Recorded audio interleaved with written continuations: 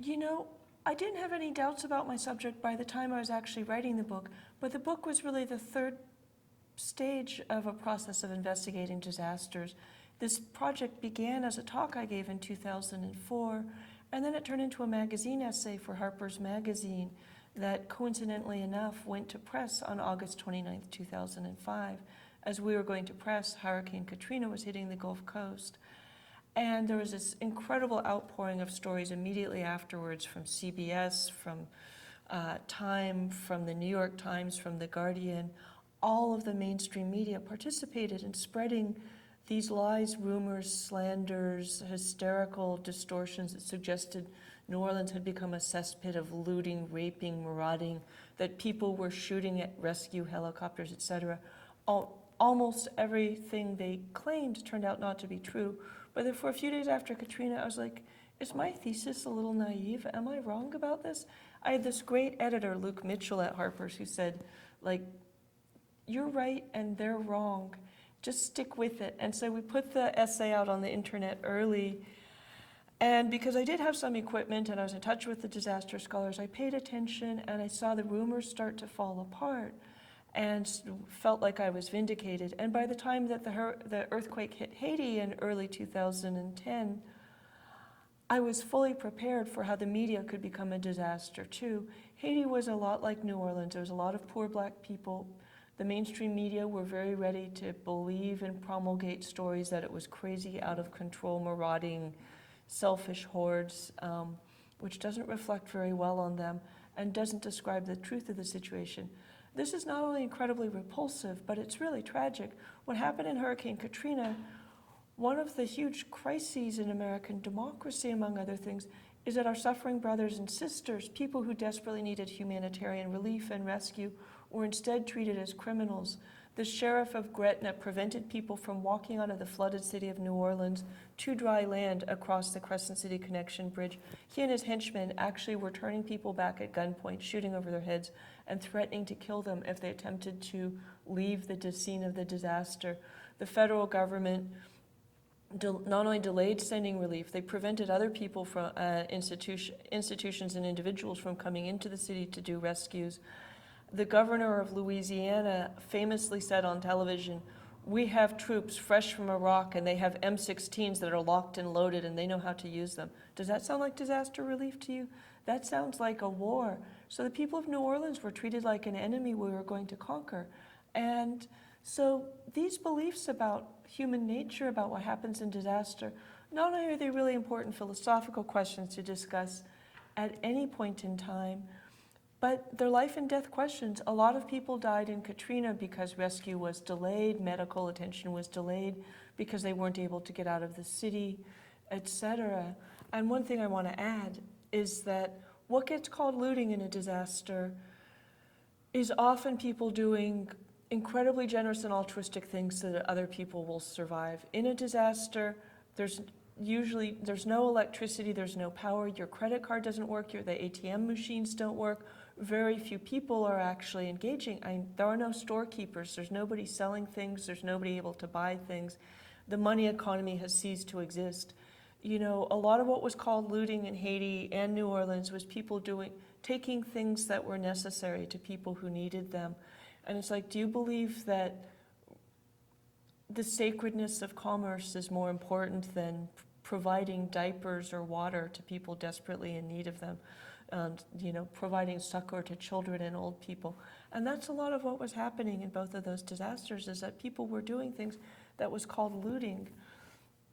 And looting is this crazy red flag word where people think that we shoot looters, as some of the graffiti in New Orleans said, is a great idea. And it's like, you have to ask them, do you believe in the death penalty for petty theft without benefit of trial?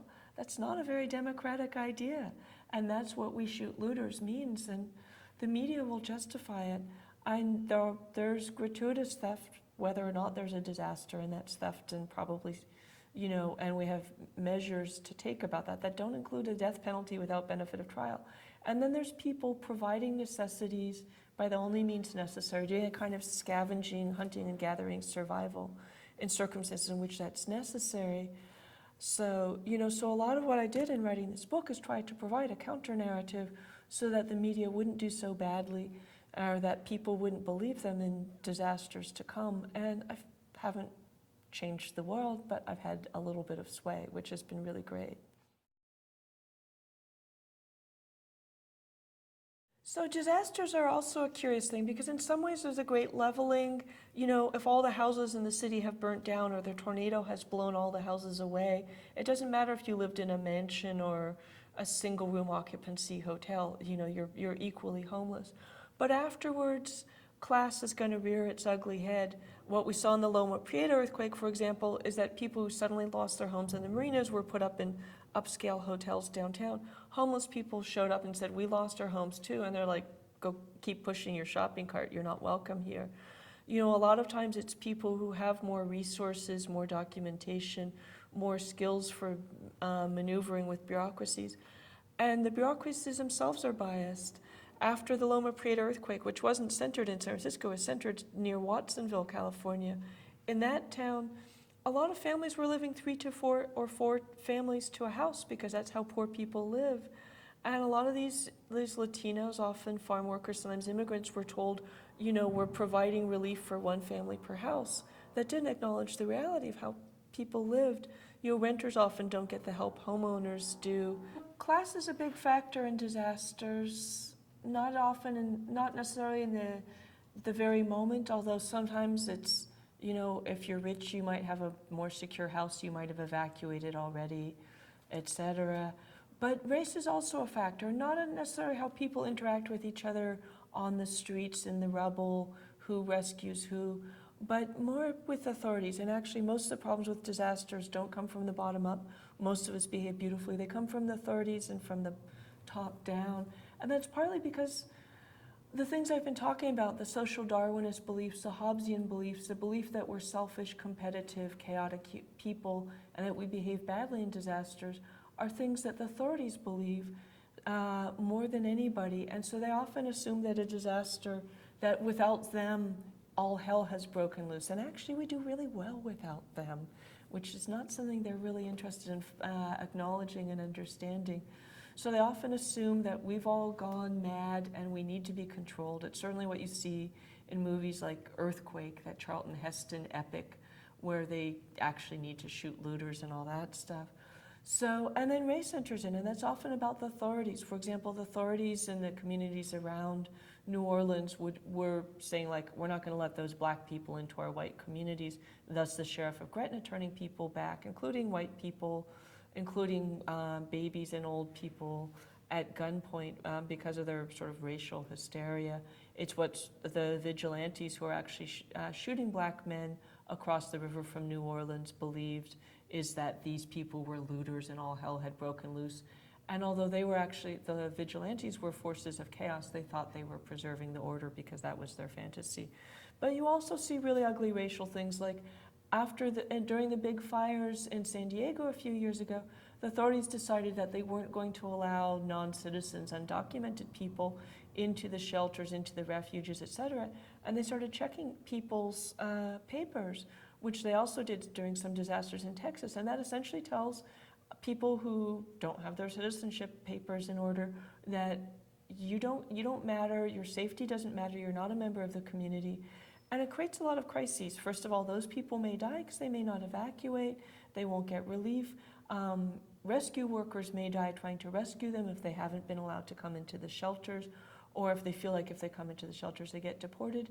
But essentially in a crisis, everyone should be treated equally as a human being. And so race enters in different ways, less how we treat each other, most of us, than often how the authorities treat us. Part of why the authorities, who for me include the major news outlets, part of why they behaved so abysmally in Hurricane Katrina is that they were absolutely ready to believe the worst about African American people. I think if, Scarsdale, New York burnt down, they weren't going to believe, like, oh, all these people with Gucci handbags are killing each other for their water or whatever. People would be like, is that really what's happening? But they were so ready to believe it about poor black people in New Orleans, although those people were often incredibly generous and altruistic.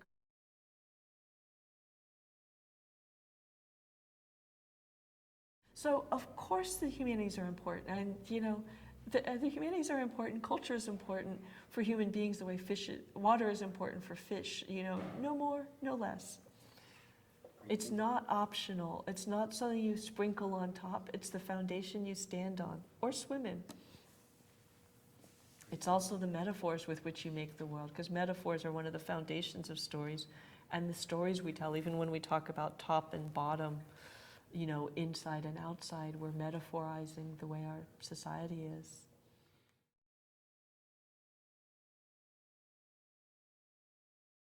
I came across so many beautiful stories and amazing stories in the course of writing this book, from the 1906 earthquake, which is where I began researching for the 100th anniversary of the 1906 quake, to Hurricane Katrina. So I collected 99 years of amazing stories about who human beings can be. And a lot of them stick with me. One that really stands out has to do with the fact that when you see those stupid disaster movies, those movies that tell us that we're sheep, that we're selfish, that we're fearful, you see people panicking, stampeding like sheep, running for the exit, trampling each other. That is not what happens. Actually, we converge on a disaster. Part of why they had blocked off everything below 14th Street in New York after 9/11 is that so many people wanted to help that you would have had massive traffic jams everywhere. And nevertheless, people gave billions of dollars. They gave enough blood to fill half an Olympic swimming pool.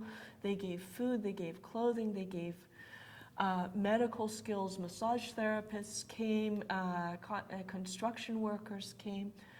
But in the very moments when the buildings collapsed, I heard so many stories about how people helped each other out of those buildings. Nobody panicked, nobody stampeded, nobody got trampled. The most unbelievable and extreme thing you can imagine, you go to work on a sunny day in an office tower in Manhattan, planes hit the tower, it bursts into flame, and it crumbles. That is not something you plan for. It's not even like being in earthquake country like most of us Californians are. It was utterly unforeseen. And yet nobody panicked. And the story that stays with me the most is this young man who worked in business, not the kind of person we might necessarily consider the most altruistic and generous and communitarian. He'd been an athlete in college, and he's evacuating this site where 100 stories of building is turning into a toxic cloud of glass and weird stuff coming at you. This cloud that if it envelops you, you might die. And he's running from the disaster. And a lot of times when people run, they're treated as though oh, you're panicking. But running is a really smart thing to do, where if you stay where you are, you're gonna die. It's not panic. People were running, and running very, very thoughtfully, you could say. And so this young man said, I was an athlete in college. I was faster than my coworkers. So I slowed down to keep pace with them. That is such a crazy thing to say. He said in an oral history to the Columbia Oral History of 9/11 archives a few months after 9/11. He didn't even hear what a wild thing that was to say. Death is approaching, you're running away from it, you slow down. That is wild. And he slowed down because he felt a tremendous sense of solidarity for the people with him. They weren't the people he was closest to, his family and his friends. They were his co-workers, and he slowed down, even though death was approaching, to stay pace with him. That tells us about who we really are in crisis. It's an extraordinary story. I pull that one out because it's so clear-cut and so simple. An athlete slows down when death is approaching. But I could tell you a million stories about rescuers doing extraordinary things. About my friend Danelle Harrington, who stayed behind in Katrina, was eventually shot by vigilantes as a looter, but he stayed behind to rescue his grandparents. And he and his cousin got a little boat and ended up rescuing hundreds of people from a housing project. Children, grandmothers, mothers with babies, until it was so dark they couldn't see their hands in front of their face because, of course, the power had failed too. There were so many amazing stories. I found thousands of them. I must have told 100 of them. I could keep going, but for now, let's stick with an athlete slowing down in the face of death.